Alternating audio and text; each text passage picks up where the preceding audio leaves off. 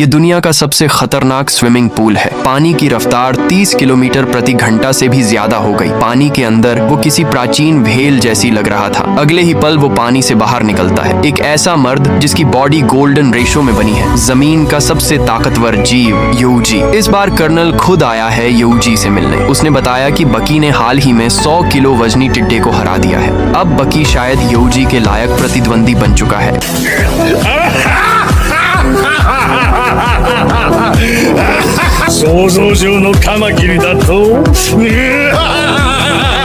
उसने हंसते हुए कहा, काल्पनिक कीट यही है उसका प्रतिद्वंदी। चाहे वो कल्पना का टिड्डा कितना भी बड़ा हो, वो हकीकत के एक कुत्ते से भी कम है। दूसरी तरफ बकी भी फुर्सत में नहीं है। अपनी ताकत को और बढ़ाने के लिए उसने उठाया एक बड़ा कदम। सुरक्षा घेरे में उसने अमेरिका के राष्ट्रपति को अगवा कर लिया। ये सब उसने सिर्फ इसलिए किया ताकि उसे एरिजोना स्टेट प्रिजन भेजा जाए, जहाँ कैद है ओलिवा। राष्ट्रपति ने पहले मना किया, लेकिन बकी ने कहा, अगर ना माने तो तुम्हें सीधा ऊपर पहुंचा दूंगा। मजबूर होकर राष्ट्रपति मान गया। बकी को तुरंत गिरफ्तार कर लिया गया। सिर्फ एक दिन में उसे हिरासत, सुनवाई और सजा मिल गई। अब वो अपनी जेल यात्रा पर निकल चुका था। रात के समय वो पहुंचा एरिजोना स्टेट प्रिजन, जिसे काले पेंटागन के नाम से जाना जाता है। सफेद पेंटागन यानी यूएस डिफेंस डिपार्टमेंट की तरह। जेल में दाखिल होने से पहले हर कैदी को अपने कपड़े उतारकर metal detector, fingerprint, retina scan, DNA sample देना पड़ता है। पूरी बॉडी का सीटी स्कैन भी किया जाता है। ये सब सुरक्षा और डेटा रिकॉर्डिंग के लिए। जब ये सब प्रोसेस पूरा हो गया तो फाइल पहुंची जेल वार्डन के पास। वार्डन को बकी में कोई खास दिलचस्पी नहीं थी,